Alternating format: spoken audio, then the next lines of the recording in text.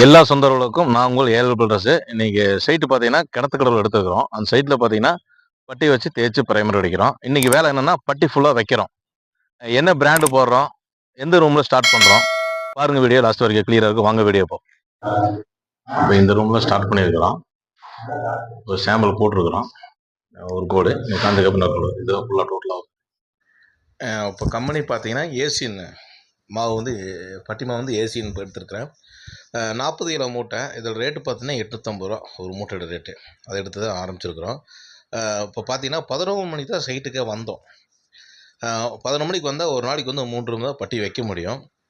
ஒரு பெட்ரூமு, இன்னொரு master bedroom, இன்னொரு இங்கே கிச்சன்லாம் கொஞ்சம் வச்சுருக்குறோம்.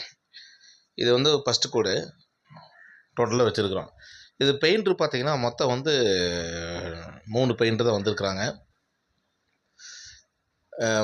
மேலே இருக்கிற அந்த லேப்டாப்புக்குள்ளே அதுவும் வச்சாச்சு. அப்புறம் அந்த பெட்ரூமோட அதுவும் ஃபுல்லாக வச்சுருக்குறோம். இப்போ கணக்கு பார்த்தீங்கன்னா ஒரு 3 பெயிண்டரோ 4 பெயிண்டர் இருந்தாங்கன்னா ஒரு நாளைக்கு வந்து 3 ரூம் தான் அவங்க வைக்க முடியும். இதே கொஞ்சம் நேரமாக இருந்தாங்கன்னா 4 ரூம் வைக்கலாம். இதுவும் ஒரு கோடு வந்து கம்ப்ளீட்டாக ஒரு 3 ரூமுக்கு வச்சுட்டாங்க. இந்த ஃபஸ்ட்டு பெட்ரூம் எப்போவுமே வந்து நீங்கள் பட்டி வைக்கும்போது பார்த்தீங்கன்னா நல்ல ஃபினிஷிங் வராது. பார்த்தீங்கன்னா சுண்ணாம்பு அடிச்ச மாதிரி இருக்கும். அப்போ நீங்கள் என்னடா இப்படி பட்டி வச்சுக்க அப்படி நினைக்காதீங்க. ஃபஸ்ட் கோடு அப்படி தான் இருக்கும்.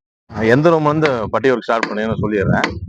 இது வந்து பார்த்தீங்கன்னா எலிவேஷனுக்கு பேக் சைடு ஒரு எல் ஷேப் மாதிரி கொடுத்து இதே மாதிரி பார்டர் கொடுத்து மேலே வந்து 2 ரவுண்டு கொடுக்குறேன். வாங்க உள்ள காட்டிக்கிறேன் எங்கேருந்து ஆரம்பிச்சுக்கிறாங்கன்னு.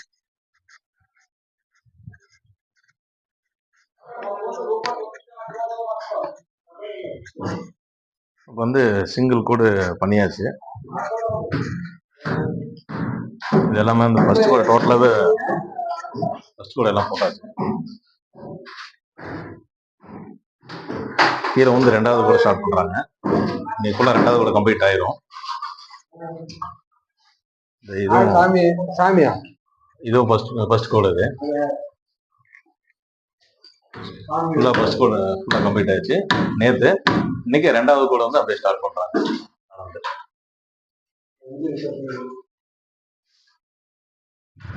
இது செகண்ட் கோடு வைக்கும் போது இந்த மாதிரி பார்டர் கட்டில் அந்த ஒயிட் வரக்கூடாது. அது மெயினாக சைட்டில் பார்த்துக்குங்க.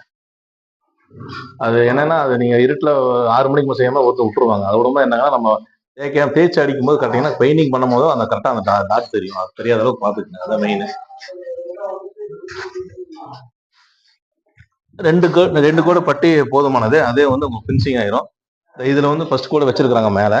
இது ஃபுல்லாகவே கம்ப்ளீட்டாக டோட்டலாகவே வந்து டோட்டலாகவே இது கம்ப்ளீட் பண்ணிட்டு அதுக்கு செகண்ட் விடுற மாதிரி. இந்த இடத்துல பார்த்தீங்கன்னா இது வந்து கம்பி அடித்து வலை கட்டி மெஸ் அடிச்சிருக்கிறோம்.